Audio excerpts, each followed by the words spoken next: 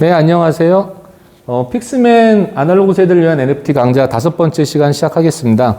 오늘 시간에는 NFT 9세대와 신세대로 구분해서 한번 구분을 해보려고 하는데요. 이제 NFT 자체를 구분한다기보다는 NFT를 통해서 9세대들이 바라보는 NFT에 대한 시각, 그 다음에 신세대가 바라보는 NFT 시각, 그 차이를 좀 보면서 저희가 아날로그 세대로서 어떻게 요즘 젊은 세대들이 접근하는 NFT를 좀 이해할 수 있을까, 이런 맥락으로 좀 얘기를 해보도록 하겠습니다. 네, 그럼 먼저 지난 시간에 했던 것들 한번 간단하게 프리뷰를 좀 먼저 해볼게요. 제일 첫 번째 시간에는 이제 처음으로 NFT에 대한 이야기를 드렸었죠. NFT란 무엇인가? NFT는 기본적으로 보증서 또는 인증서라고 생각하시면 제일 좋다고 말씀을 드렸었는데, 어떤 디지털 파일이든지 이전에는 이제 수없이 재생 복사 이런 것들이 무한히 가능했던, 그렇기 때문에 오리지널리티가 없었던 디지털 콘텐츠에 대해서 이것이 유일한 원본임을 증명해 줄 수 있는 기술이 바로 NFT라고 생각하시면 되고, 그럼으로써 이 원본에 대한 이제 어떤 가치들이 생성되기 시작하는 거죠. 근데 이제 이렇게 그냥 가치가 생성됐다고 사실은 시장이 막 생겨나지는 않을 텐데, 여기에 큰 전기가 하나 생깁니다. 이제 두 번째 보시면 디지털 아트 역사상 최고가에 낙찰된 NFT 얘기가 나오는데, 윙켈만이라는 이제 그 작가명은 비플이라고 합니다. 윙켈만이라는 사람이 자기 개인 인스타에 5,000일 동안 매일매일 그날의 어떤 그 자기 생각이나 또는 뭐 커런트 어페어, 그러니까 이제 시사나 경제, 정치 이런 문제에 관한 만평 같은 것들을 만화 형식으로도 그리고 어떤 일러스트처럼 이제 그리기도 해서 매일매일 올렸었는데, 이게 이제 꾸준히 이렇게 올리다 보니까 이분이 인스타에서 아주 유명한 인플루언서가 되셨고, 그래서 5,000일 동안 그렸던 모든 그 디지털 이미지들을 모아서 콜라주해서 하나로 만들었습니다. 그래서 그거를 이제 이분이 The First 5,000 Days라고 제목 붙여서 만들었고요. 근데 이게 이제 기존의 NFT 거래소, 뭐 오픈시나 레러블 이런 데서 거래가 됐으면 어떻게 보면 이렇게 큰 가격에 거래가 안 됐을 수도 있을 텐데, 이 작품이 최초로 이제 크리스트에서 NFT를 거래를 하는 그런 경매에 이제 나왔었고, 그러다 보니 어떤 그 이슈성이 훨씬 커져서, 그래서 이제 어마어마한 가격, 그 당시 그 이더의 환율로 약 6,900만 불 정도. 근데 이제 이 강의 처음 했던 날 제가 계산해 보니까 약 한 1억 불 정도. 그러니까 뭐 1,000억을 호가하는 그런 돈을 받고 팔린 그런 작품이 나오면서 시장의 뚝이 확 무너지고 NFT에 대한 거대한 이제 시장이 형성되기 시작합니다. 그래서 이제 두 번째 시간에는 저희가 좀 더 NFT 시장에 대한 그 현재 NFT 시장을 이제 좀 이해하는 어떤 그런 예들을 말씀을 드렸었는데요. 첫 번째로 인도네시아 청년이 매일매일 그냥 자기 자리에 앉아서 컴퓨터 PC에 있는 그 조그만 사진기, 그 이제 뭐라 그러죠? 웹캠? 그런 걸로 찍은 자기 얼굴들을 졸업을 앞두고 이거 가지고 뭘 할까라고 고민을 하다가 자기 트위터에 나 매일매일 찍은 사진 있는데 NFT에 올릴 거예요라고 말을 하고 오픈시에 올리기 시작했습니다. 처음 올렸던 이제 NFT 가격이 한 3불 정도, 3달러, 3천 몇백 원 정도 했다는데, 이게 마침 유명한 이제 그 트위터의 이제 인플루언서 눈에 띄어서 이 사람이 이거를 사주고 그 다음에 이제 자기 주변 사람들한테 그걸 계속 공유를 시키고 이러면서 인기를 얻어가지고 3달러짜리가 나중에는 뭐 몇천만 원까지 올라가면서 이 젊은 인도네시아 청년이 20몇 억을 벌게 되는 그런 이제 어마어마한 사건도 있었고요. 그 다음에는 이제 하이브리드 NFT라는 표현이 나오기 시작하는데, 사실은 어떻게 보면 기존 미술 시장에서 보면 얼토당토한 상품들이 이제 아트라는 어떤 포장이 되면서 천문학적인 가격에 거래가 되기 시작하니까 기존 아티스트들의 좀 아쉬움이 있겠죠. 우린 참 이만큼 열심히 해갖고 이렇게 내 위치를 만들어 놨는데도 아직 이 가격인데, 이런. 그래서 이제 그 중에서 데미안 허스트라는 아주 뛰어난 작가가 자신이 만들어 놓은 작품들을 가지고 하이브리드 NFT라는 아이디어를 제일 처음 고안을 합니다. 그래서 이제 그 아이디어는 뭐냐면, 내 작품이 이제 작품은 어떻게 생겼냐면, 그 기본 캔버스이 아주 크지 않아요. 그러니까 A4보다 A3하고 A4 한 사이 정도 되는 그 정도 캔버스 사이즈에 다양한 도트로 이렇게 그냥 그 아크릴 물감들을 똥똥똥똥똥 찍어갖고 점들이 수많은 색깔로 이렇게 점들이 돼 있는데, 재미있는 거는 그 점들을 작가가 다 고안해서 찍은 게 아니고요. 많은 조수들, 어시스트들을 고용을 했습니다. 그래서 자기가 이제 가지고 있는 영국 그 중부에 있는 농장에다가 어시스트들을 쭉 고용을 해서 한 군데 몰아놓고 어떤 가이드라인을 주죠. 이런저런 저런 가이드라인을 가지고 원의 크기는 얼마만큼 갖고 찍어야 되고 색깔을 몇 번 이상 찍어야 되고 이래서 이제 거기 온 어시스트들이 그냥 자기 마음대로 막 찍어서 작품을 만든 이 도트라는 작품이 만점이 있었는데 그 만점을 가지고 NFT화를 합니다. 그래서 그 만점을 전부 디지털 이미지로 바꾼 다음에 NFT 민팅을 하고요. 그리고 이제 구매할 사람들한테 어떤 제안을 하냐면 오늘 이걸 사신 다음에 1년의 유예 기간을 드리고 1년 동안 갖고 있어 보다가 마음에 안 들면 NFT를 삭제하고 원본 그림을 드리겠다. 근데 그게 아니면 1년 있다가 이 원화들은 전부 내가 불태우마.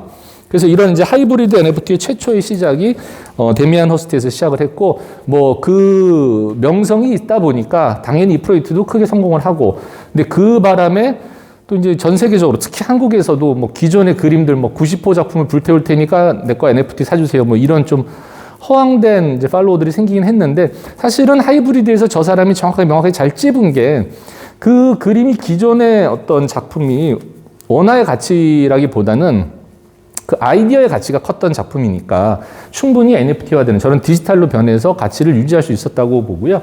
그 다음에 이제 호모 콜렉투스라는 말은 수집하는 인간이라고 제가 만들어 봤는데 인간이 되게 이제 뭐 모으는 거 되게 좋아하죠. 잉여들을 자꾸 모아서 내 어떤 욕망을 채우는 거에 대한 그 행위들을 저희가 되게 많이 하는 편인데 그러다 보니까 기존에도 연예인 소장품 뭐 그 유명한 연예인들이 썼던 낙서 이런 것도 아주 몇 천만 원씩 천문학적인 가격에 팔리는 그런 것들을 저희가 미국이나 일본 같은 데서 보면 많이 볼 수 있고 그다음에 스포츠 카드 유명한 선수들 카드 애들 되게 열심히 모으죠. 그다음에 지금 뭐 저희도 뭐 빵에 들어간 이제 그런 뭐죠? 뭐 디지몬 카드인가요? 뭐 그런 것들. 항상 하여튼 저희는 모으는 욕구가 되게 컸기 때문에 NFT는 그런 맥락으로 되게 우리한테 쉽게 접근을 할 수 있지 않을까. 그 다음에 이제 네 번째로는 뉴 마케팅이라는 말씀을 드리는데 이게 단순히 이렇게 이제 뭐 뭔가를 만들고 모으고 사고 팔고 이런 행위를 떠나서 이 NFT라는 새로운 기술이 새로운 마케팅 기법으로 많이 활용이 됩니다. 그래서 나이키나 코카콜라, 뭐 플레이보이 같은 이런 회사들, 특히 플레이보이 같으면 지금 MZ 세대들, 20, 30대들한테는 흘러간 아주 정말 뭐 옛날 냄새 나는 그런 잊혀져가는 브랜드였는데 여기서 NFT를 한다 그러면서 갑자기 아주 힙한 레트로 브랜드로 지금 탈변하기 시작합니다. 이제 그런 예들을 보면 새로운 온오프 통합 마케팅의 어떤 툴로서 아주 큰 가치가 있지 않을까 그런 생각이 드네요. 자, 그럼 이제 세 번째 시간에는 저희가 어떤 얘기를 했었냐면요. NFT 게임을 제가 이제 폰지 사기라는 것과 연결해서 좀 설명을 드렸었는데요. NFT가 뜨면서 가장 먼저 이제 대세점을 돌파한 데가 게임 업계였죠. 그래서 게임 아이템들, 기존에도 물론 게임 아이템들에 대한 어떤 그 거래나 이런 것들이 되게 활발한 편인데 그 기존에도 거래됐던 게임 아이템을 이제 NFT화해서 내가 갖고 있는 그 아이템을 아주 이제 공인된, 그러니까 게임 운영사의 어떤 공인 하에 정상적인 거래를 할 수 있게 해주는 그런 아이디어들이 이제 게임에 도입되기 시작합니다. 근데 여기서 이제 한 가지 아쉬운 게 게임이 아주 재밌어서 사람들이 계속 몰려와가지고 누구나 그 아이템을 서로 사고 싶게 만드는 게 사실은 가장 중요한 포인트일 텐데 이런 아이디어를 맨 처음에 게임에 도입한 데들이 사실 맨 처음에 시작한 데가 베트남 회사였어요. 그래서 큰 기술 없이 예전에 다마고치 게임 같은 그런 류를 가지고 아주 단순한 캐릭터 성장 게임을 하다 보니까 당시에 필리핀에서 아주 대박이 났었는데 그 이유가 이 게임을 통해서 열심히 하루에 막 10시간, 20시간 컴퓨터 앞에 앉아가지고 게임을 돌리고 있으면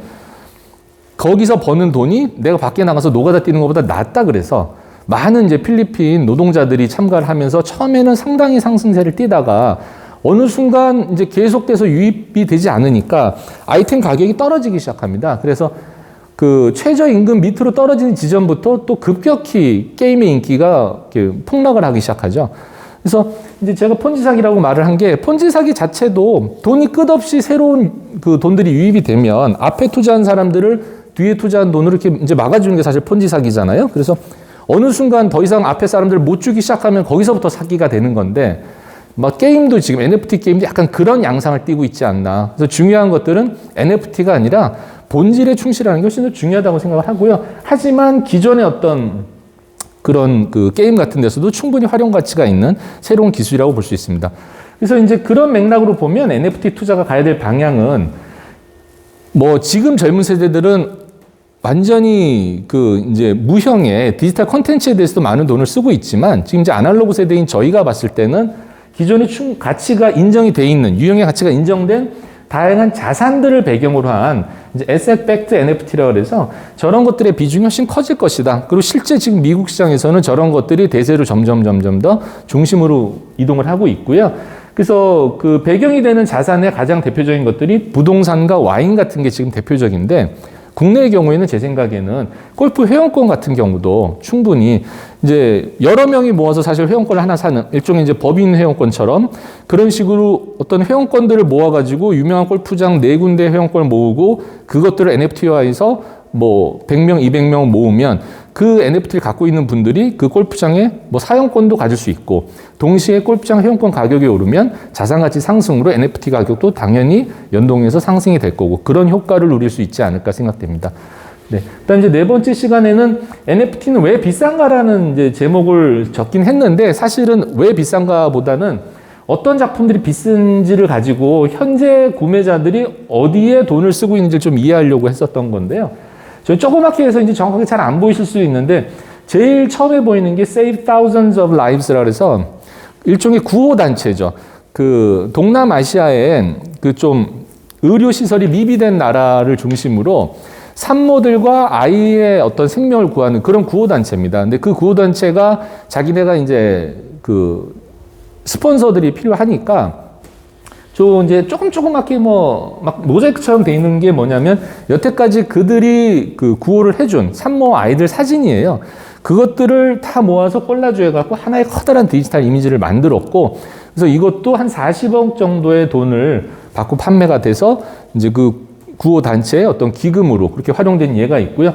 그러니까 이렇게 요즘 MZ 세대들이 예전 저희보다는 훨씬 더 그 주위, 사회, 세계 이런 데 훨씬 더 관심이 높다는 걸 좀 반영하는 것 같습니다. 그 다음에는 이제 아까 처음에 말씀드렸던 비플이라는 그 가장 비싼 가격으로 팔렸다는 작가 이제 또 다른 작품인데 이 작가는 이제 왜 보여드리냐면 지금 저기 뭐 이렇게 뭔가 쓰레기 더미처럼 크게 쌓여 있는 게 사실은 트럼프 몸이에요. 근데 트럼프가 쓰러져 있는 인형같이 커다란 트럼프가 쓰러져 있고 거기에 막 이제 길거리 낙서들처럼 막 덕지덕지 돼 있는데 사실 어떤 세대보다 지금 또 MZ세대가 정치나 이런 것에도 관심이 많죠. 왜냐하면 환경에 관심이 많기 때문에 자기들이 지켜야 되는 그런 환경과 정치가 되게 이제 또 분리될 수 없다고 생각하는 것도 크고 그래서 정치 풍자적인 이미지들도 지금 현재 NFT 세계에서 되게 인기가 있는 편입니다. 그 다음에 세 번째는 저기 이제 사이버 펑크라 그래서 저거 말고도 뭐 그 유인원 시리즈라고 해갖고 아바타 같은 것들이 요새 NFT에서 되게 떠요. 근데 이 아바타들이 뜨는 거는 또 다른 어떤 맥락이냐면 우리는 남과 다르다는 어떤 일종의 계급주의를 나타내는 거라고 저는 보는데 이 아이콘을 갖고 있는 사람과 못 갖고 있는 사람들이 서로 구분되기 시작하는 거죠. 뭐 저희들 이렇게 카톡 같은 데서도 자꾸 뜨면은 그 뭐라 그러죠? 이렇게 붙여서 보내는 그런 이미지들 같은 거 인기 있는 거 자꾸 사는 게 남한테 뒤처지기 싫어서 그 계층에 계속 속하고 싶어서 하는 것처럼 NFT에서도 마찬가지로 저런 맥락으로 나오는 그 NFT들이 최근에는 아주 인기가 높은 편이고요. 이제 제일 마지막으로 이제 멀지라는 프로젝트인데 팩이라는 일종의 그 아티스트 그룹입니다. 한 명이 아니라 여러 명의 그룹이고 그 자세하게는 아티스트보다는 좀 더 소프트웨어 엔지니어 그룹에 가깝다고도 하는데 여기서는 어떤 예술적인 가치보다는 저건 이제 어떤 맥락이었냐면 말 그대로 멀지, 그러니까 각각의 점들이 계속 합쳐진다는 개념인데요. 점을 10만 개인가를 놓고 하나에서 몇 개까지 제가 임의로 구매를 할 수 있게 해주고 구매를 하면 거기서 프로그래밍 상에서 저 점들이 모여갖고 독특한 형상을 만들어냅니다. 그래서 만들어진 다음에 NFT가 이제 발행이 되는 거죠. 처음에 점들을 발행을 하는 건 아니고요. 그러니까 일종의 프로젝트였는데 저 프로젝트가 사실은 비플이 최초에 이제 6,900만 불에 성공했다는데 이 프로젝트는 9,000만 불을 넘는 그 가격에 이제 총합했을 때 그 정도 가격에 저 프로젝트가 이제 성사가 됐었는데 그래서 하나만 산 사람도 있고 뭐 수십 개, 수백 개를 산 사람도 있다고 합니다. 그럼 이제 저 점들이 이렇게 모여 나가면서 마치 뭐 저희 DNA 이렇게 계속 퍼지는 어떤 모델 구조처럼 다양한 이미지들이 만들어지겠죠. 그래서 지금 또 다시 저런 어떤 이제 기술적인 그 백그라운드를 가진 그러니까 AI가 그림을 그린다거나 이런 부분에 있어서 아날로그 세대보다는 현재 디지털 세대들이, 현재 NFT 세대들이 훨씬 더 관심이 높고 쉽게 친숙하게 접근하는 거를 좀 알 수 있습니다. 그럼 이제 요번 시간으로 이제 넘어왔는데요. 그래서 요번 시간은 이제 신세대, 구세대 나누는 건데 사실은 구세대는 저희니까 대부분 저희는 뭐 저희가 좀 잘 알고 있잖아요. 저희 자신에 대해서. 근데 중요한 게 그럼 요즘 MZ 세대들이 이제 NFT하고 관련해서 요즘 MZ 세대들이 보통 보이는 특징들 그런 것들을 통해서 그 신세대를 좀 이해해 보도록 하는 이제 그런 맥락을 좀 설명을 드리려고 하는데 아까도 계속 나오는 얘기처럼 자신들을 대표한다고 믿는 통합적 가치에 무척이나 열광합니다. 기존하고는 좀 달라요. 기존에는 훨씬 더 저희는 그냥 단순한 이념적인 게 되게 많았었죠. 예전 세대들은. 그래서 그때만 해도 뭐 말하는 게 그렇게 많지 않았잖아요. 부르짖는 게. 근데 요새는 환경, 사회, 정치, 소비 이 다양한 관점에서 각자가 열광하는 지점들이 또 조금씩 다 틀리더라고요.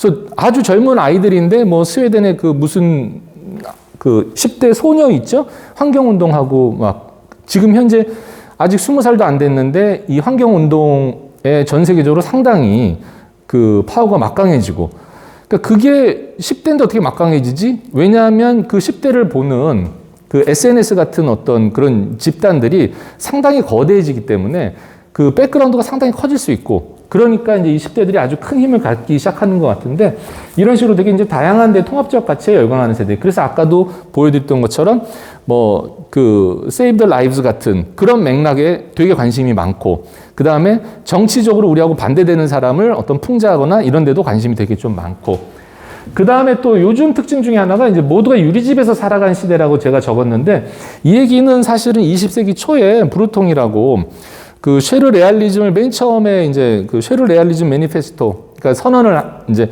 초현실주의 선언문을 제일 처음에 작성한 프랑스 시인이죠. 브레통이라는 그 사람의 시에 나오는 표현입니다. 그래서 모두가 유리집에서 살아가는 시대라는 게 그래서 그 당시에 이 표현을 처음 썼을 때는 완벽하게 도덕적으로 아주 결백한 그런 삶을 살고 싶다. 내 모든 걸 다 보여주고 아무 거리낌 없이 나는 숨길 게 하나도 없는 삶을 살고 싶다. 이런 뜻이었는데 약간은 지금은 변질돼서 그게 아니라 내 모든 걸 자랑하고 싶은 거죠.